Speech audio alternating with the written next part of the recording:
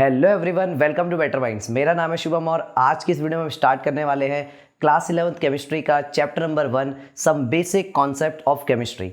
अब देखो, वैसे तो अभी तक क्या है कि ये जो पूरा का पूरा चैप्टर है, शुरुआत में तो तुम लोग को ऐसा लगेगा कि जैसा कि ये बिल्कुल बेसिक चल रहा है या क्या यार, ये 9th क्लास की चीज़ें पढ़ा दी यहाँ पे बिल्कुल इस टाइप का। तो शुरुआत में तो ऐसा लगने वाला है, बट लेकिन देखो आगे जितने भी चैप्टर्स हैं उनमें यहाँ पे इस चैप्टर के जितने भी कॉन्सेप्ट्स आने वाले हैं वो बहुत ही ज़्यादा इंपॉर्टेंट रहने वाले हैं आगे के चैप्टर्स के लिए। अब यहाँ पे शुरुआत में तो बहुत बेसिक सी जो चीज़ें होंगी वो आएंगी, जैसे कि मैटर क्या होता है ना, और इस तरीके की जो भी चीज़ें रहती है। लेकिन जैसे जैसे हम चैप्टर में आगे बढ़ेंगे तो कुछ इस तरीके की चीज़ें वहाँ पे आने वाली है जो कि आगे आने वाले चैप्टर्स में काफ़ी ज़्यादा यूज़ होने वाली है। तो चलो स्टार्ट करते हैं आज के हमारे चैप्टर को। सबसे पहले हम बात करते हैं कि क्योंकि चैप्टर का नाम है some basic concept of chemistry, अब नाम से ही समझ आ रहा है कि यहाँ पे कुछ जो बेसिक कॉन्सेप्ट्स हैं उनके बारे में यहाँ पे बात होने वाली होगी। और बेसिक्स क्या होते हैं? बेसिक्स तो बिल्कुल फंडामेंटल चीज़ें होती है ना, जो कि हर जगह पे यूज़ होने वाली होती है। तो ऑब्वियस सी बात है वो चीज़ यहाँ पे यूज़ होने वाली है। सबसे पहले हम बात करते हैं कि केमिस्ट्री क्या होता है। अब अभी तो हमें पता है कि अरे केमिस्ट्री क्या, वही जिसमें केमिकल रिएक्शंस होती हैं और ऐसा कुछ करके, मतलब इस टाइप से कुछ, अरे वही जो Mg+O2 और ऐसा कुछ कुछ जो आता था वो क्लास 10th में। तो बिल्कुल हाँ वही चीज़ है। लेकिन नॉर्मली क्या होता है कि हमको क्या लगता है कि जो केमिस्ट्री है ना उसमें मतलब अपना, क्योंकि हमने क्लास 10th में वो अपना पीरियोडिक टेबल देख लिया, 118 एलिमेंट वहाँ पे देख लिए, हमें क्या लगता है बस इन 118 एलिमेंट्स के बारे में पढ़ा और बस हो गया ख़त्म। नहीं, केमिस्ट्री ये नहीं है। देखो केमिस्ट्री क्या है, उन 118 एलिमेंट के बारे में केमिस्ट्री नहीं है। उन 118 एलिमेंट से जो कंबाइन होते हैं, केमिकली कंबाइन जब वो होते हैं और उन 118 एलिमेंट्स के जो मॉलिक्यूल्स बनते हैं, कंपाउंड्स बनते हैं, उनकी केमिस्ट्री के बारे में हमको पढ़ना है, उनके बारे में हमको पढ़ना है, तो उसको केमिस्ट्री कहते हैं। ठीक है। फिर दूसरी चीज़, जब मॉलिक्यूल्स बनेंगे, कंपाउंड्स बनेंगे, तो ऑब्वियस ही बात है भाई उनका कुछ स्ट्रक्चर भी होगा, उनका कोई शेप भी होगा, तो काफ़ी सारी चीज़ें उनकी प्रॉपर्टीज़ होंगी, मतलब तो उनकी प्रॉपर्टीज़ के बारे में पढ़ना है। तो बेसिकली ये होता है अपना केमिस्ट्री। तो वही चीज़ है, अभी तुम्हारी बुक में डेफिनेशन भी दी हुई होगी, तो जहाँ पे बता रखा है कि केमिस्ट्री क्या एक ब्रांच है जहाँ पे कि हम प्रिपरेशन कर पढ़ रहे होते हैं, कोई भी कंपाउंड को कैसे प्रिपेयर किया जाता है। फॉर एग्जांपल अगर हमने बात करी क्लास 10th में, हमने चैप्टर 1 केमिस्ट्री में हम पढ़ते थे वहाँ पे कि मैग्नीशियम ऑक्साइड कैसे बनेगा, तो हम क्या पढ़ते थे वहाँ पे कि मैग्नीशियम प्लस ऑक्सीजन ये हमको क्या देगा, मैग्नीशियम ऑक्साइड देगा। तो ये चीज़ हम पढ़ते थे। तो देख रहे हो कि मैग्नीशियम ऑक्साइड की प्रिपरेशन कैसे होती है, वो चीज़ हम यहाँ पे देख रहे हैं। अब नेक्स्ट हम बात करते हैं प्रॉपर्टीज़ के बारे में। फिर वहाँ पे हमने प्रॉपर्टीज़ भी पढ़ी थी और बहुत सारी एलिमेंट्स की प्रॉपर्टीज़ पढ़ी थी। ये एलिमेंट, ये कंपाउंड होता है, इसका कलर ये होता है, तो ये सब क्या है, प्रॉपर्टीज़ है। कोई कंपाउंड है, उसका बॉइलिंग पॉइंट ये है, तो ये सारी की सारी चीज़ें। नेक्स्ट आता है स्ट्रक्चर के बारे में। अब अभी स्ट्रक्चर के बारे में क्लास 11th में हमको बहुत ज़्यादा नहीं पढ़ना। क्लास 12th का जो चैप्टर नंबर 1 आएगा, जहाँ पे सॉलिड स्टेट एक चैप्टर आएगा, तो वहाँ पे हम क्लास 12th में पढ़ेंगे कि जो कंपाउंड्स होते हैं उनके स्ट्रक्चर के बारे में, कि किस तरीके के स्ट्रक्चर्स पॉसिबल हैं और क्या क्या हम जो स्ट्रक्चर्स हैं वो यहाँ पे केमिस्ट्री में देखते हैं। तो उनके बारे में अभी अपने को यार टेंशन लेने की बात है नहीं, तो वो अपने को पढ़ना नहीं है। नेक्स्ट हम बात करते हैं रिएक्शंस के बारे में। अब भाई बात वही है, केमिस्ट्री आए और रिएक्शंस ना आए, हो सकता है क्या ऐसा? तो भाई रिएक्शंस तो आएंगी आएंगी। ठीक है। नेक्स्ट हम बात करते हैं यहाँ पे क्लासिफिकेशन ऑफ मैटर की। सबसे पहली चीज़ ये देखो कि केमिकल रिएक्शन, केमिस्ट्री वगैरह सब मैंने यहाँ पे बड़ी बड़ी बातें सब बोल दी ऐसे करके, पर मेन चीज़ क्या है एट द एंड? सबसे पहली चीज़ क्या है भाई, रिएक्शन कराएंगे किसकी? कोई कुछ तो लाएंगे ना, मतलब कुछ मिलाएंगे, कुछ तो करेंगे, मतलब यहाँ पे तो क्या लाऊंगा मैं? कोई मैटर को लेके आऊँगा। अब एक चीज़ समझो, जब भी मैं किसी मैटर को यहाँ पे लेके आ रहा हूँ तो पहली बात ये समझ आती है कि कोई भी सामान को मैं ला रहा हूँ और हम उसको बोल रहे हैं कि ये मैटर है, पर बात ये आती है कि मैटर क्या चीज़ है, मतलब क्या मैटर, क्या मतलब कि सब कुछ। मैटर तो होता है जब दो लड़कों में झगड़ा होता है। नहीं नहीं अरे वो वाला, वो लड़ाई झगड़े वाला ही मैटर नहीं होता है, और ये केमिस्ट्री का मैटर है भैया। ये वो नहीं है जो छुट्टी के बाद, हाँ छुट्टी में गेट के बाहर मिली हो, ये वाला मैटर नहीं है यहाँ पे। ठीक है। तो वो वाला मैटर नहीं है। ठीक है। तो ये दूसरा मैटर है, अभी बताएंगे क्या होता है मैटर। देखो मैटर क्या होता है कि कोई भी, अब हाँ बहुत सही क्वेश्चन वैसे ही पूछा। देखो अभी एक चीज़ इससे बहुत सही वो आएगा यहाँ पे, क्या है जैसे हम बात करते हैं मैटर की, तो मैटर की डेफिनेशन क्या है कि कोई भी ऐसी चीज़ जो कि स्पेस को ऑक्यूपाई करे और उस चीज़ का मास अगर होता होगा तो उसको हम क्या बोलते हैं, मैटर कहते हैं। अब जैसे अभी यहाँ पे पूछ लें इन्होंने, अभी क्या बोला तुमने कि वो स्कूल के बाद झगड़ा होता है। अब ये बताओ स्कूल के बाद जो झगड़ा, मैं वो नहीं कह रहा, मैं लोगों की बात नहीं कर रहा हूँ, मैं क्या कह रहा हूँ, झगड़े की बात कर रहा हूँ। झगड़ा कोई जगह लेता है ऐसा स्पेस, मतलब कि झगड़ा वैसा नहीं, मेंटल स्पेस की बात नहीं कर रहा हूँ मैं। झगड़ा बोले तो ऐसा कोई जगह लेता है क्या? झगड़ा तो एक वैसा हो गया ना, गुस्सा, फीलिंग। तो फीलिंग, अब ये मत बोलना दिल में जगह ले लेती है फीलिंग ऐसे करके, वो भी तो मैटर होते हैं। नहीं नहीं, दिल के देखो वो एक्चुअल स्पेस नहीं ऑक्यूपाई कर रहा, तो इसलिए उसकी बारे में बात नहीं करेंगे, ठीक है। तो वो वाली चीज़ नहीं है। अभी बहुत सारे लोगों को कुछ कुछ याद आ गया होगा, तो फीलिंग की बात नहीं, वैसे 11th चल रहा है, फिर तुम ऐसी ऐसी बातें कर देते हो। अब आता है क्लासिफिकेशन ऑफ मैटर। हाँ चलो चलो हटाओ यार, ये क्या क्या चल रहा है। तो अभी मैटर के बारे में बात करते हैं। तो मैटर क्या है? कोई भी ऐसी चीज़ जो कि कुछ जगह को ऑक्यूपाई कर रहा है और उसका कुछ मास है, चाहे वो एक छोटा सा एटम भी है, वो अलग चीज़ है कि उसके मास को हम कैलकुलेट कैसे करेंगे, क्या करेंगे, वो सब अभी आगे उसके बारे में बातें होंगी अभी आने वाले जो चैप्टर्स हैं उनके अंदर, कि कौन सा मेथड होता है उसके मास को मेज़र करने के लिए। लेकिन मेन चीज़ है कि मैटर के बारे में चीज़ें पढ़नी है। अच्छा, अब बात आती है जब मैटर के बारे में चीज़ें आ गई, उसके अंदर मैटर का क्लासिफिकेशन भी होगा, अलग अलग तरीके के मैटर होंगे। भाई इतनी डाइवर्सिफिकेशन है अपनी केमिस्ट्री, तो मैटर भी अलग अलग तरीके के होंगे। अब बात आती है कि मैटर दो तरीके के मैटर्स का क्लासिफिकेशन वैसे तो बहुत सारे तरीके से हो सकता है, बट अभी हमें जिस हिसाब से यहाँ पे पढ़ना है तो वो अपने पास में क्या है? फिजिकल स्टेट और केमिकल स्टेट। तो यानी कि हमारे पास में मैटर की दो स्टेट्स होती हैं। पहली चीज़ है फिजिकल स्टेट के हिसाब से पढ़ेंगे, फिर हम पढ़ेंगे केमिकल स्टेट के हिसाब से। सबसे पहले हम बात करते हैं फिजिकल स्टेट की। तो मैटर की जो फिजिकल स्टेट है, फिजिकल स्टेट में क्या क्या आएगा? तो मैटर की तीन तरीके की फिजिकल स्टेट्स होती हैं, सॉलिड हो गई, लिक्विड हो गई और गैस हो गई। तो ये तीन फिजिकल स्टेट हो गई। अगर हम बात करें यहाँ पे केमिकल स्टेट के बारे में, तो केमिकल स्टेट किस तरीके से हो सकती है? तो केमिकल स्टेट में दो कैटेगराइजेशन होते हैं, प्योर सब्सटेंस और मिक्सचर। और प्योर सब्सटेंस और मिक्सचर के भी फर्दर क्लासिफिकेशंस होते हैं। प्योर सब्सटेंस के अंदर क्या आता है? एलिमेंट और कंपाउंड्स आते हैं। नेक्स्ट मिक्सचर्स के अंदर क्या आता है? तो मिक्सचर्स के अंदर आता है होमोजीनियस मिक्सचर और हेट्रोजीनियस मिक्सचर। अब अपने को इतना टेंशन लेने की जरूरत नहीं है कि क्या आ गया इसके अंदर, ये है उसके अंदर वो है, इतना टेंशन नहीं। अभी देखो एक एक करके करेंगे। सबसे पहले मैंने क्या बोला? फिजिकल स्टेट और केमिकल स्टेट। फिजिकल स्टेट मतलब एक चीज़ समझो, ऐसी कोई भी चीज़ अगर मेरे को किसी चीज़ के, फॉर एग्जांपल ये मेरे को ये मार्कर के बारे में यहाँ पे पढ़ना है, ऐसी जितनी भी प्रॉपर्टीज़ इसकी होंगी जिसके लिए मुझे इस चीज़ को कुछ भी चेंज ना करना पड़े, मतलब चेंज इन द सेंस कि इसका हर एक चीज़ का कुछ एक फॉर्मूला होता है। फॉर एग्जांपल वाटर का फॉर्मूला है अपना H2O। अगर मैं वाटर की वो प्रॉपर्टीज़ सारी की सारी पढ़ लूँ जिनके लिए मेरे को वाटर का जो फॉर्मूला है H2 वो ना चेंज करना पड़े, तो वो सारी प्रॉपर्टीज़ किसके अंदर आएंगी? कि ये फिजिकल प्रॉपर्टीज़ है। फॉर एग्जाम्पल कि अगर मान लो पानी है, पानी को मैंने जमा दिया, बर्फ़ बना दिया। जब वो पानी था लिक्विड फॉर्म में था तो भी उसका फॉर्मूला क्या था? H2O। और जब मैंने बर्फ़ जमा दिया, भले उसकी स्टेट बदल गई, सॉलिड स्टेट में आ गया, और फॉर्मूला तो अभी भी उसका H2O ही है। फॉर एग्जाम्पल मैंने उसके वेपर्स बना दिए, एट द एंड अभी भी उसका जो फॉर्मूला है वो भी H2O ही है। अब इस तरीके से मैंने क्या क्या स्टडी किया? मैंने वाटर का फ्रीजिंग पॉइंट स्टडी कर लिया, मैंने वाटर का बॉइलिंग पॉइंट स्टडी कर लिया, और ऐसे ही कोई मटेरियल हो सकता है जिसको मैं मेल्ट कर पाऊँ तो उसको उसके मेल्टिंग पॉइंट को भी मैं स्टडी कर लूँगा। तो ये सारी प्रॉपर्टीज़ किसके अंदर आएंगी? फिजिकल स्टेट के अंदर आएंगी। नेक्स्ट हम बात करते हैं यहाँ पे केमिकल स्टेट की। तो केमिकल स्टेट मैटर की क्या होती है? उसके अंदर उसके क्लासिफिकेशंस होंगे कि केमिकली चीज़ों में कैसे कैसे चेंजेस आ रहे हैं, कोई किसके साथ क्या कंपाउंड। केमिकल का मतलब तो समझ गया ना, इलेक्ट्रॉन्स कोई दे रहा है, कोई ले रहा है, कुछ कंपाउंड बन रहा है, कुछ तो हो रहा है, मतलब इस तरीके का। तो वो सारी की सारी चीज़ें हम इसके अंदर पढ़ने वाले होंगे। अब हम बात करते हैं मेनली हमें यहाँ पे क्या पढ़ना है, इनकी प्रॉपर्टीज़ के बारे में भी हमको जानना है। अब पहले हम बात करते हैं जैसे सॉलिड के बारे में। अब जैसे सॉलिड्स है, सॉलिड्स में अब वैसे अगर कोई बोले सॉलिड क्या है तो हम उसको नॉर्मली ऐसे बता रहे वही कुछ हार्ड सा होगा और ऐसे करके, बट ये प्रॉपर्टीज़ नहीं होती। प्रॉपर्टीज़ वही टेक्निकलिटीज़ में हमको जाना पड़ेगा यहाँ पे। सॉलिड की अगर मैं बात करूँ तो सॉलिड वो सब्सटेंस होते हैं जिनमें जो पार्टिकल्स होते हैं वो क्या रहेंगे? बहुत क्लोजली पैक्ड रहते हैं। मतलब एक एटम दूसरा एटम या एक मॉलिक्यूल भी हो सकता है, जो भी है, एक एटम दूसरा एटम इतना क्लोजली पैक्ड होंगे, उनके बीच में बहुत ही मतलब नेग्लिजिबल जगह बची हुई होगी, बहुत ज़्यादा क्लोज होंगे जैसे। तो ये तो आ गया सॉलिड्स के अंदर, क्लियर। नेक्स्ट हम बात करते हैं लिक्विड्स की। अब जो लिक्विड्स होते हैं उनके बीच में क्या रहता है? जैसे सॉलिड्स एकदम टाइटली पैक्ड हैं, इतने टाइटली पैक्ड नहीं होते वो। लिक्विड्स में क्या होता है? वो थोड़े से मतलब बीच में उनके बीच में हल्का फुल्का स्पेस होता है। नेक्स्ट हम बात करते हैं यहाँ पे गैसेस की। तो गैसेस में क्या होता है? अच्छा खासा स्पेस होता है, एक मॉलिक्यूल इधर एक मॉलिक्यूल इधर, बहुत दूर दूर रहते हैं। तो ऐसा कोई यहाँ पे टेंशन की बात ही नहीं है, गैस मतलब बहुत दूर दूर स्पेस है। अच्छा, इसको कैसे पता लगे कि हमें कैसे आइडिया लग गया कि स्पेस है और ऐसे करके? एक चीज़ समझो, मैं अभी यहाँ पे खड़ा हूँ, मेरे आसपास यहाँ पे क्या प्रेजेंट है? एयर प्रेजेंट है। एक चीज़ देखो, अभी मैंने क्या बोलता है, गैसेज में क्या रहता है? बहुत स्पेस खाली होता है। अब एक चीज़ देखो, मैं ऐसे हाथ हिला रहा हूँ, कितना ईजिली हिला पा रहा हूँ ना यहाँ पे, क्यों? यहाँ पे एयर है, एयर के बीच में स्पेस बहुत ज़्यादा है। तो मैं जब अपना हाथ ऐसे करके डाल रहा हूँ तो वहाँ पे क्या हो रहा है? मॉलिक्यूल्स के बीच में अच्छा खासा स्पेस है, तो मेरा हाथ ईजिली पास हो पा रहा है।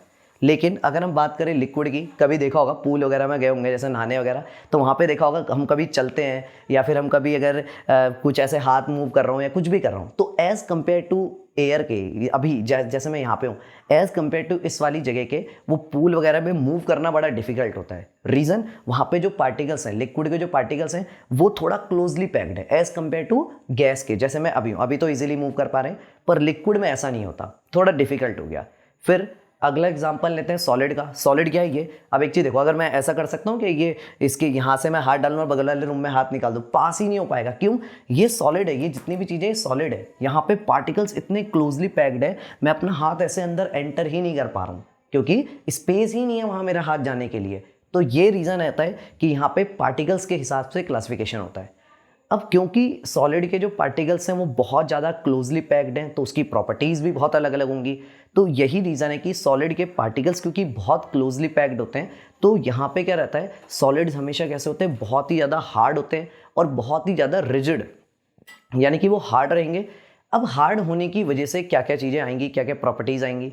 पहली चीज़, जो सॉलिड्स होते हैं उनका वॉल्यूम डेफिनेट होता है। डेफिनेट यानी कि उनका एक फिक्स वॉल्यूम होता है, ठीक है। नेक्स्ट हम बात करते हैं उनकी जो शेप होती है, उनकी शेप भी कैसी होती है, फिक्स होती है। रीज़न, पार्टिकल्स जब मूव ही नहीं कर पा रहे तो शेप और ये जो उनका वो है वॉल्यूम है, वो कैसे बदल जाएगा, क्योंकि पार्टिकल्स ही अपनी जगह को चेंज नहीं कर रहे हैं, तो इस वजह से ऐसा होता है। नेक्स्ट हम बात करते हैं लिक्विड्स के बारे में। तो देखो, लिक्विड्स का जो वॉल्यूम होता है वो तो डेफिनेट होता है। फॉर एग्जांपल, मैंने एक बॉटल के अंदर 1 लीटर पानी ले लिया और अगर मैं अब उसको दूसरी एक किसी कंटेनर के अंदर डालूं, तो वो जो वाटर है उसका वॉल्यूम पहले भी 1 लीटर था और अभी भी उसका वॉल्यूम क्या है, यहाँ पे 1 लीटर है। तो जिसकी वजह से यहाँ पे क्या है, क्योंकि दोनों केस में तो देख रहे हो लिक्विड का वॉल्यूम चेंज नहीं हुआ, लेकिन एक चीज़ देखो, यहाँ पे लिक्विड का जो शेप था, जो मेरी बॉटल थी उसमें एक अलग शेप था मेरे वाटर का, जब दूसरे कंटेनर में डाल दिया तो एक अलग शेप हो गया वहाँ पे उसका। तो यानी कि शेप चेंज हो सकता है लेकिन वॉल्यूम नहीं बदलेगा। अब नेक्स्ट हम एग्जांपल लेते हैं गैस का। गैस में क्या होता है कि जो वॉल्यूम रहता है वो भी फिक्स नहीं होता। क्यों? अब मान लो फॉर एग्जांपल मैंने एक सिलेंडर ले रखा है, उसके अंदर गैस को एकदम कंप्रेस कर रखा है और उसके बाद में मैंने उस गैस को अगर वहाँ से लीक कर दिया, तो थोड़ी देर पहले तो वो सिलेंडर के अंदर वो गैस एकदम इतनी छोटी सी जगह पे पैक थी, इतने कम जगह में स्पेस में आ रखी थी, और जैसे ही वहाँ से गैस का लीकेज हुआ वैसे ही वहाँ पे क्या हो जाएगा, पूरे रूम के अंदर यहाँ पे क्या हो गया, वो पूरा का पूरा वहाँ पे स्प्रेड हो गई। तो देख रहे हो कि एक चीज़ जो कि इतनी छोटी सी जगह में थी, कम वॉल्यूम में थी, अब वो पूरे कमरे का वॉल्यूम ले रही है। तो देख रहे हो कि डेफिनेट वॉल्यूम तो बिल्कुल भी नहीं है इसका। फिर हम बात करते हैं यहाँ पे डेफिनेट शेप की। तो शेप तो ऑब्वियसली बात है, जब लिक्विड का शेप फिक्स नहीं तो इसका कैसे हो जाएगा। तो लिक्विड भी देखा तुमने, कंटेनर बदला तो शेप ही बदल गया। तो गैस के तो फिर पार्टिकल्स ही इतना रैंडम मोशन कर रहे हैं, अभी सिलेंडर के अंदर रहे होंगे तो सिलेंडर की शेप बना रहे होंगे, अभी इस रूम के अंदर है तो रूम की शेप बना रहे होंगे। तो अलग अलग इस तरीके से शेप्स चेंज करते हैं। तो ये रीज़न होता है कि प्रॉपर्टीज़ जो होती हैं इनकी अलग होती है। रीज़न क्या है? पार्टिकल्स का अरेंजमेंट। तो पार्टिकल्स का अरेंजमेंट मेन रीज़न है इन तीनों की अलग अलग प्रॉपर्टीज़ के लिए। नेक्स्ट हम यहाँ पे बात करते हैं, अब आते हैं केमिकल स्टेट के ऊपर, जहाँ पे कुछ तो केमिकल रिएक्शन, इलेक्ट्रॉन, प्रोटॉन, कुछ तो ऐसे बात होगी एटम उटम के बारे में, जो कि हमने अभी यहाँ पर उतनी ज़्यादा नहीं करी। अब बात आती है केमिकल स्टेट की। केमिकल स्टेट के अंदर दो तरीके से सब्सटेंस क्लासिफाई होते हैं, या तो सब्सटेंस जो है वो प्योर सब्सटेंस होगा या फिर वो मिक्सचर होगा। अच्छा, प्योर सब्सटेंस का मतलब क्या है? प्योर सब्सटेंस के अंदर दो कैटेगरीज आती हैं, एक होता है एलिमेंट, एक होता है कंपाउंड। एलिमेंट क्या होता है? फॉर एग्जांपल ऐसा समझो जैसे कि अगर मान लो मेरे पास में कोई एक लोहे का स्केल है या लोहे का कुछ भी है, ठीक है, वो क्या होगा, कोई एक लोहे की, फॉर एग्जांपल ये एक लोहे की चीज़, ये लोहे की अगर कोई भी चीज़ होगी, वो क्या होगा, बहुत सारे आयरन के जो एटम्स हैं उनको मिलके बनी होगी। अगर एक अकेला आयरन का एटम यहाँ पे होता तो ना मुझे दिखता ना वहाँ पे तुम्हें दिखता, लेकिन अभी यहाँ पर क्या है, आयरन के बहुत सारे यहाँ पे एटम्स हैं और आयरन के इतने सारे एटम्स यहाँ पे कंबाइन हो रखे हैं, तो ये मेरे को आयरन ही हो गया। तो ये कैसा सब्सटेंस है, इसको बोलते हैं एलिमेंट। क्लियर? हमारे पास में टोटल 118 एलिमेंट्स हैं, तो ये उन्हीं एलिमेंट के बारे में बात हो रही है जो पीरियोडिक टेबल में प्रेजेंट है। तो ये वही यहाँ पे हमारे एलिमेंट्स हैं। अगली कैटेगरी प्योर सब्सटेंस के अंदर आती है कंपाउंड्स के बारे में। अब कंपाउंड क्या होते हैं? देखो वैसे मेनली क्या होता है, यहाँ पे कंपाउंड की जगह पे यहाँ पे मॉलिक्यूल भी लिख सकते थे, ठीक है, लेकिन यहाँ पर क्या है, देखो क्यों बोल रहा हूँ मैं ऐसा कि यहाँ पे मॉलिक्यूल भी लिख सकते थे। पहले ये समझते हैं कि मॉलिक्यूल क्या होते हैं। मॉलिक्यूल देखो, जैसे एक अकेला एक नॉर्मल एटम है, एक दूसरा कोई भी एक एटम है, दोनों एटम्स को क्या होना है, आपस में स्टेबल होना है, भाई ये तो पढ़ा ही है, सिर्फ ग्रुप 18 को छोड़ के पीरियोडिक टेबल में जितने भी एलिमेंट्स होते हैं हर किसी को स्टेबल होना है। कोई इलेक्ट्रॉन देगा, कोई इलेक्ट्रॉन लेगा, ये सब चलता रहेगा। इलेक्ट्रॉन देना लेना, एक दूसरे को स्टेबल करना, ये सब, इन सब चीज़ों की वजह से क्या होता है, केमिकल रिएक्शंस होती हैं। अब केमिकल रिएक्शंस जब होंगी तो भाई कॉम्बिनेशन, अब एक चीज़ समझो, अगर मैं किसी को की हेल्प कर रहा हूँ, मैं किसी को अगर इलेक्ट्रॉन को डोनेट कर रहा हूँ, ठीक है, और दूसरे को की भी हेल्प हो रही है, इलेक्ट्रॉन को एक्सेप्ट कर रहा है, भाई अगर मैंने किसी की हेल्प करी या किसी ने मेरी हेल्प करी तो हमारे बीच में क्या बन जाएगा, एक बॉन्ड बन जाएगा कि नहीं। फॉर एग्जाम्पल रास्ते मैंने किसी की मदद कर दी, पहले तो वो बंदा मेरे को मुंह भी नहीं लगा रहा, अब क्या होगा, अगले दिन से क्या रहेगा कि कभी वो रास्ते में जा रहा हो, अरे भाई जी क्या हाल है, ऐसे करके तो ऐसा बोले, तो देख रहे हो बॉन्डिंग बन रही है हमारी यहाँ पे। तो जब भी एक दूसरे की हेल्प करी जाती है तो क्या बनती है, बॉन्डिंग बनती है। यहाँ पर ये लोग भी तो यही कर रहे हैं, कोई कह रहा है कि भाई मेरा एक इलेक्ट्रॉन ले ले क्योंकि मैं स्टेबल हो जाऊंगा, दूसरा बोल रहा है कि हाँ मुझे एक दे दे क्योंकि मैं स्टेबल हो जाऊंगा, दोनों की क्या बन गई, बॉन्डिंग बन गई। तो यहाँ पे अब अलग कंपाउंड ही क्यों लिख रहे हैं, मतलब जैसे हमने पढ़ा है कि वाटर का मॉलिक्यूल होता है H2O होता है, तो वहाँ भी तो दो अलग अलग चीजें, कंपाउंड होता है NaCl कंपाउंड होता है, कि दो अलग अलग चीजें, जैसे मॉलिक्यूल में भी दो अलग चीजें हैं, हाँ। हाइड्रोजन ऑक्सीजन, और कंपाउंड में भी अलग चीजें, एक सोडियम है और क्लोरीन है। तो कंपाउंड और मॉलिक्यूल में डिफरेंट, अब वो देखो देखो, समझ हाँ नहीं आया सर। ठीक है, देखो मॉलिक्यूल मेनली क्या होता है, जैसे फॉर एग्जांपल एक हाइड्रोजन का एटम आया, अब इस हाइड्रोजन के एटम को अपना या तो क्या करना है, या तो हाइड्रोजन का एटम, तो ये तो समझते हो, हाइड्रोजन के एटम के अंदर क्या रहता है, हाइड्रोजन के पास एक इलेक्ट्रॉन होता है। अब हाइड्रोजन के पास में एक इलेक्ट्रॉन है तो उसका इलेक्ट्रॉनिक कन्फिगरेशन, यानी कि उसके पहले शेल के अंदर क्या है, एक ही इलेक्ट्रॉन प्रेजेंट है। क्लियर, पहले शेल के अंदर उसके पास में एक इलेक्ट्रॉन। अब वो स्टेबल कैसे हो सकता है, या तो वो एक इलेक्ट्रॉन किसी से ले ले या फिर वो एक इलेक्ट्रॉन किसी को दे दे। अब जनरली क्या होता है, हाइड्रोजन की टेंडेंसी है कि वो जनरली एक इलेक्ट्रॉन को देता है या फिर वो एक इलेक्ट्रॉन को शेयर करता है। क्लियर, अब एक चीज देखो यहाँ पे कि जब वो किसी के साथ में एक इलेक्ट्रॉन को शेयर कर रहा होगा, या जो जनरल केस होता है जो कि डोनेट वो जब इलेक्ट्रॉन को कर रहा होगा, उस टाइम पर यहाँ पे क्या होगा, हाइड्रोजन किसके साथ ये काम कर सकता है, एक हाइड्रोजन का एटम दूसरे हाइड्रोजन के एटम के साथ में ये काम कर सकता है, क्योंकि शेयरिंग कर सकते हैं ना दोनों, एक हाइड्रोजन का एक एटम दूसरे हाइड्रोजन का दूसरा एटम, मतलब सॉरी एटम कह रहा हूँ मैं, जैसे फॉर एग्जांपल ये हाइड्रोजन है, इसके पास में एक इलेक्ट्रॉन, ये एक हाइड्रोजन, इसके पास में एक इलेक्ट्रॉन। अब इसने बोला कि भाई शेयरिंग कर लेते हैं। अगर कोई मेरे से पूछने आएगा, इंस्पेक्शन पे आएगा, बोलेगा हाँ भाई तेरा पूरा का पूरा शेल कंप्लीट है या नहीं, तो बोला एक इलेक्ट्रॉन अपना दिखा दूंगा, एक बगल वाले का दिखा दूंगा। ऐसी वो वाले हाइड्रोजन ने बोला कि भाई डील डन है, पर अगर कोई मेरे से पूछने आया, मेरा इंस्पेक्शन कोई करने आया, तो भाई मैं भी यही करूंगा, एक अपना दिखाऊंगा एक तेरा, और इस तरीके से इन दोनों का काम बन गया। अगर हाइड्रोजन ने, एक एटम ने दूसरे एटम के साथ बॉन्ड बनाया और वो एटम उसी के जैसा है, ये भी हाइड्रोजन ये भी हाइड्रोजन, जब दो सेम तरीके के एटम्स, दो या दो से ज़्यादा भी हो सकते हैं, जब दो या दो से ज़्यादा सेम तरीके के एटम्स, हाइड्रोजन हाइड्रोजन और कोई नहीं, हाइड्रोजन के अलावा कोई और नहीं, तो जब दो सेम तरीके के एटम्स आपस में कंबाइन होते हैं तो उस टाइम पर जो भी यहाँ पे कंपाउंड, जो भी यहाँ पे मॉलिक्यूल बनता है उसको हम क्या बोलते हैं, मॉलिक्यूल ऑफ एलिमेंट। तो अभी यहाँ पे क्यों, अब देखो मॉलिक्यूल ऑफ एलिमेंट क्यों बोला, दोनों सेम एलिमेंट है ना, हाइड्रोजन हाइड्रोजन, कुछ अलग तो नहीं आया, तो इसलिए मॉलिक्यूल, मॉलिक्यूल क्यों, मॉलिक्यूल्स क्या होते हैं, ग्रुप ऑफ एटम्स। हाँ बहुत बढ़िया, तो ग्रुप ऑफ एटम्स जो होता है वो क्या होते हैं, मॉलिक्यूल्स हो गए। तो ये मॉलिक्यूल तो है, पर कौन सा वाला, मॉलिक्यूल ऑफ एलिमेंट। नेक्स्ट हम बात करते हैं कंपाउंड्स के बारे में। कंपाउंड्स क्या होते हैं, अब देखो हाइड्रोजन जरूरी तो नहीं उसको हाइड्रोजन मिल जाएगा, भाई हर बार ऐसा थोड़ी होता है कि हमको हमारे ऐसा कोई बंदा मिल जाए, मतलब नहीं होता ना ऐसा। तो नॉर्मली क्या होता है कि कई बार क्या होता है कि देखो अरेंज मैरिज भी होती है, कॉम्प्रोमाइज़ भी करने पड़ते हैं, ठीक है। तो अब मान लो क्या है, यहाँ पे फॉर एग्जाम्पल हाइड्रोजन है और यहाँ पे कोई और आ गया, क्लोरीन आ गया, अब इनका बॉन्ड बना मान लो, ठीक है। इसके आउटरमोस्ट शेल में 7 इलेक्ट्रॉन्स होते हैं, ये सब क्लास 10th में थोड़ा बहुत पढ़ाई था हमने, पर कोई नहीं, अगर नहीं भी याद कोई दिक्कत की बात नहीं है। मेन चीज़, अब अगर हाइड्रोजन और क्लोरीन का बॉन्ड बना तो क्या क्लोरीन हाइड्रोजन के जैसा एटम है क्या, नहीं है ना। तो अब ये बना तो मॉलिक्यूल, भाई ग्रुप ऑफ एटम्स तो ये भी है ना, इन्होंने भी यहाँ पे शेयरिंग कर ली, तो ग्रुप ऑफ एटम्स तो ये भी है, लेकिन ये ग्रुप ऑफ एटम्स तो है पर सेम तरीके के एटम नहीं है ना, तो ये सेम तरीके के एटम्स नहीं है, इसीलिए इसको बोलते हैं मॉलिक्यूल तो है पर मॉलिक्यूल ऑफ कंपाउंड। कंपाउंड वैसा होता है ना, कंपाउंड मतलब कि कॉम्प्लेक्स कोई चीज़ है, जैसे मतलब कॉम्प्लेक्स ये डिफरेंट है, क्योंकि हाइड्रोजन क्लोरीन ये दो डिफरेंट चीज़ें हो गई मतलब, तो इसलिए इसको क्या बोला, मॉलिक्यूल ऑफ कंपाउंड। क्लियर, तो ये हो गया, क्लियर हो गया यहाँ पे मॉलिक्यूल क्या होता है, कंपाउंड क्या होता है। अभी कोई डाउट इसमें? सर जैसे वाटर का मॉलिक्यूल कहते हैं तो H2O है, तो कंपाउंड हो गया एक तरीके से। अब एक चीज़ समझो, मॉलिक्यूल तो ये भी है मॉलिक्यूल ऑफ एलिमेंट और मॉलिक्यूल ऑफ कंपाउंड भी है। तो H2O जो है ये मॉलिक्यूल ऑफ कंपाउंड होगा। हाँ, ये मॉलिक्यूल ऑफ कंपाउंड है। पर होता क्या है ना, जनरल केस में क्या होता है कि हम नॉर्मली इतना वो नहीं करते। अब एक चीज़ समझो ना, हम बार बार नॉर्मल, अब हम एक्सपर्ट हो गए यार, 11th में केमिस्ट्री में, 11th में पहुंच गए हो तुम, तो केमिस्ट्री में अभी एक्सपर्ट हो गए हो तुम। अब तुम बार बार ऐसा थोड़ी प्रेफर करोगे बोलना कि molecule of element, molecule of compound. तो जनरली क्या होता है, हम सीधे ऐसे बोलते हैं कि यहाँ पे जो वाटर का मॉलिक्यूल है ऐसे ऐसे, क्योंकि मॉलिक्यूल तो है ही ना। ये तो हो गया, ये बैक ऑफ द माइंड हमको याद है कि मॉलिक्यूल ऑफ एलिमेंट है या मॉलिक्यूल ऑफ कंपाउंड है, तो बैक ऑफ द माइंड ये चलता जा रहा है। क्लियर है? तो ये हो गया। नेक्स्ट हम बात करते हैं यहाँ पे मिक्सचर्स के बारे में। अब मिक्सचर्स क्या होता है, नाम से वैसे पता ही लग रहा है, कोई दो चीज़ को शायद मिक्स कर दिया है, कुछ तो ऐसा ही हो रहा है यहाँ पे, बिल्कुल सही बात है, यहाँ पे मिक्स कर दिया। लेकिन बात ये आती है, इनसे कैसे डिफरेंट है।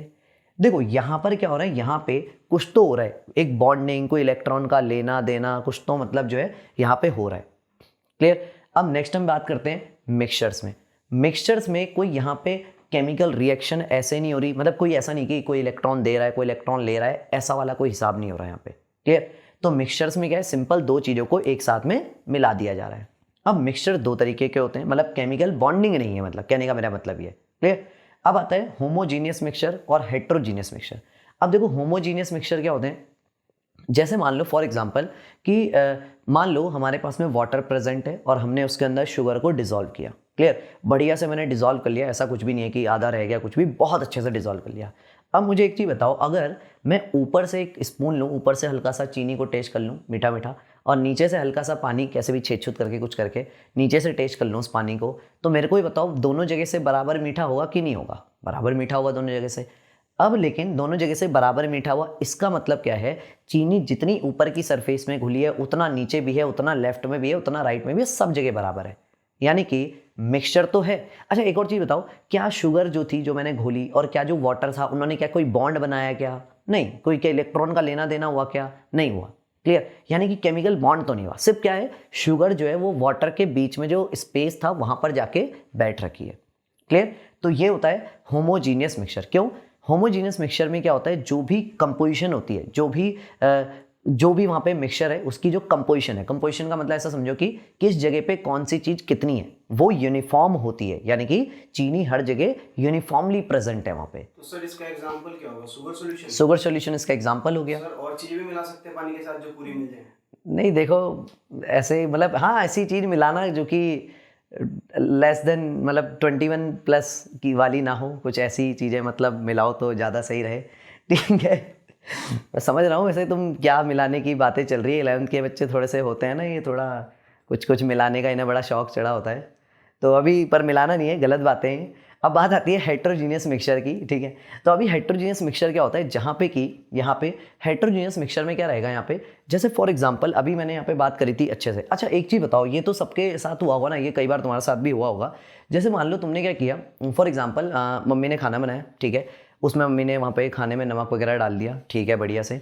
अब नॉर्मल केस में तो क्या होता है, most of the time mummy is always perfect, तो मोस्ट ऑफ द टाइम क्या होता है कि खाना एकदम बढ़िया बनता है और उसमें नमक कोई कम ज़्यादा नहीं होता है। होता भी है तो पापा नहीं बोलते डर के मारे। ठीक है? बट मेन चीज़ क्या है यहाँ पे कि जब मम्मी ने उसमें नमक वगैरह प्रॉपरली जब वहाँ पे डिज़ोल्व कर दिया है जिस टाइम पे, तो उस टाइम पे भी एक चीज़ समझो, जब हमने खाने को खाया तो अभी नमक जो है उस सब्जी में या उस दाल में क्या है, यूनिफॉर्मली डिज़ोल्व हो रखा है। तो अभी तो नमक most of the cases, mummy वाले केस में होमोजीनियस मिक्सचर मम्मी ने नमक का पूरे सब्जी में बढ़िया बना रखा है। ठीक है? लेकिन कई बार भाई मम्मी यार हो जाता है, थक जाती है, गलती हो जाती है कभी कभी, तो क्या होता है, कई बार क्या होता है कि जो भी वहाँ पे जो भी नमक वगैरह डाला होता है वो कभी कभी कम रह जाता है थोड़ा। अच्छा फिर हम क्या करते हैं, अब हम भी आलसी हैं, अब हमने थाली में खाना निकाल दिया, अब कौन जाए इतना दोबारा से मतलब वहाँ वापस डालो और दोबारा करो। हम क्या करते हैं, हम लाते हैं नमक का डब्बा, लिया चुटकी भर नमक, और चुटकी भर सिर्फ नमक ही और कुछ नहीं, तो चुटकी भर नमक लिया और वहाँ पे घोल डाला। अच्छा अब लेकिन एक चीज़ देखी होगी कि, और फिर ऐसे चम्मच से थोड़ा थोड़ा हिला लेते हैं, कुछ तो ऐसा कर लेते हैं, और उसके बाद में क्या होता है कि थोड़ी सी जो जगह है उसमें कहीं कहीं किसी, अब क्योंकि वही बात है, हमने पकाया तो है नहीं बढ़िया से जो अच्छे से घुल जाए। अब क्या होता है, फिर हम खा रहे होते हैं, किसी जगह तो हल्का फीका सा आता है, क्या आ गया, और कहीं कहीं पे इतना खतरनाक सा नमक सा आ जाता है, तो कई बार ऐसा भी होता है। तो ये जो नमक अब तुमने एक्स्ट्रा ऊपर से डिसॉल्व किया, ये कौन सा वाला हो गया, ये हेट्रोजीनियस मिक्सचर। क्यों? कहीं पे नमक कम हो रहा है, कहीं पे ज़्यादा, यानी कि जो भी तुमने घोला, जो भी चीज़ तुमने मिलाई वो यूनिफॉर्मली नहीं मिली हुई है, इसीलिए उसको बोलते हैं हेट्रोजीनियस मिक्सचर। अब इसके और भी बहुत सारे एग्जाम्पल है। फॉर एग्जाम्पल सैंड है, तुमने रेत ली, उसमें आयरन नेल्स को डाल दिया, ये बड़ा फेमस एग्जाम्पल है। सैंड ली, सैंड में आयरन नेल्स को जो है वहाँ पे तुमने मिला दिया। अब अगर मैं तुम एक मुट्ठी यहाँ से सैंड को उठाओ और एक मुट्ठी यहाँ से, तो ज़रूरी नहीं है कि इस मुट्ठी में जितनी सैंड आई, भले तुमने बराबर सैंड उठाई, लेकिन इसमें जितनी आयरन नेल्स आई हैं इसमें भी उतनी आएंगी, कोई ज़रूरी नहीं है। हो सकता है इसमें 3 आयरन नेल्स आए उतनी सैंड में, इसमें 2 ही आयरन नेल्स आए उतनी सैंड में, क्या पता एक भी ना आए, किस्मत खराब हो तो। ठीक है, तो ये चीज़ है, यानी कि इसको बोलते हैं हेट्रोजीनियस मिक्सचर, यानी कि कहीं कुछ कंसन मतलब कंपोजिशन बराबर नहीं है, कहीं पे कुछ है कहीं पे कुछ है, फिक्स नहीं है मतलब। तो ये होता है अपने पास में मैटर का क्लासिफिकेशन। तो आज हमने पूरा का पूरा मैटर का क्लासिफिकेशन पढ़ा। सबसे मेन चीज़ इस पूरे ये जो यहाँ पे टेबल प्रेजेंट है इसका प्रॉपर मतलब ये जो बोर्ड पे जितना भी है इसका स्क्रीनशॉट लेके पूरा यहाँ पे नोट्स वगैरह प्रॉपर बना लेना, ठीक है। आई होप कि स्क्रीनशॉट ले लिया होगा यहाँ पे। अब इसके जितने भी जो भी आज हमने पढ़ा बड़ा बेसिक था, मेरे को बताया, हो सकता है बहुत सारे लोगों को लग रहा हो कि यार ये क्या रिपीट हो गया, बट आगे आगे चैप्टर में देखना ये बहुत छोटी छोटी बातों की बहुत इंपॉर्टेंस वहाँ पे रहेगी। तो इसीलिए इसको थॉरली पढ़ना, ये नहीं कि इंट्रोडक्शन क्या ही है और इसको स्किप कर दिया, बिल्कुल नहीं, ये बहुत इंपॉर्टेंट चीज़ें हैं। अभी आगे चैप्टर में इंपॉर्टेंस पता लगी जाएगी। मेन चीज़ अब इस वाले लेक्चर को हम यहीं पे ख़त्म करते हैं। उसके बाद में इसके अब दूसरी कुछ एक इन्फॉर्मेशन थोड़ी सी, ये जितने भी जो भी यहाँ पे हम बोर्ड पे जो भी चीज़ें लिख रहे होंगे उसके जो भी PDF नोट्स हैं वो YouTube वीडियो के डिस्क्रिप्शन में लिंक मिल जाएगा। तो वहाँ पे पूरे के पूरे जो PDF नोट्स हैं, हैंड रिटन PDF नोट्स हैं, मैंने ही बना रखे हैं, पूरा प्रॉपर बैठ के बनाते रहते हैं कभी कभी, तो वो पूरे के पूरे बना रखे हैं। उसका जो लिंक है वो डिस्क्रिप्शन में मिल जाएगा, वहाँ से डाउनलोड कर सकते हो आराम से। ये भी कर सकते हो कि वीडियो बैठ के रिलैक्स होकर आराम से देखा समझा, उसके बाद में लिखने का अलग से टाइम ले लिया, ये भी कर सकते हो। और साथ साथ में तो नोट्स बना ही सकते हो, सारी की सारी चीज़ें मैं यहाँ पे लिख रहा हूँ।